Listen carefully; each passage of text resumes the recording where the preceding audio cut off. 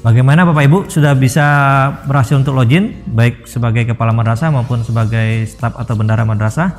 Jika sudah berhasil, kita akan masuk ke penjelasan berikutnya, yaitu tentang menu-menu yang ada pada admin madrasah, baik admin madrasah sebagai kepala madrasah maupun sebagai staf atau bendahara madrasah. Apa saja itu? Berikut penjelasannya. Terdapat 13 menu pada tampilan admin madrasah. Menu tahun anggaran terletak di sudut kiri layar untuk menunjukkan tahun anggaran RKAM yang dibuat. Menu ini harus diklik terlebih dahulu sebelum memulai pengisian i-RKAM. Jika Anda tidak mengklik menu ini, maka pengisian i-RKAM tidak dapat dilanjutkan. Pada tampilan pojok atas sebelah kanan terdapat tanda lonceng sebagai menu notifikasi. Menu ini membantu Anda untuk mengetahui jumlah kegiatan dan nota yang menunggu approval dari Anda. Di samping menu tanda lonceng terdapat menu akun user.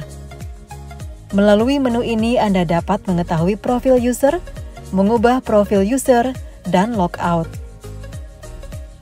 Submenu akun membantu Anda untuk melihat akun profil.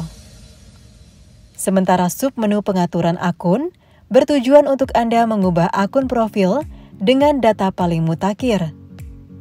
Anda juga dapat mengunggah foto profil pada akun user Anda di kolom avatar dengan format foto, JPG atau PNG, dan file kurang dari 2 MB. Kemudian klik menu simpan.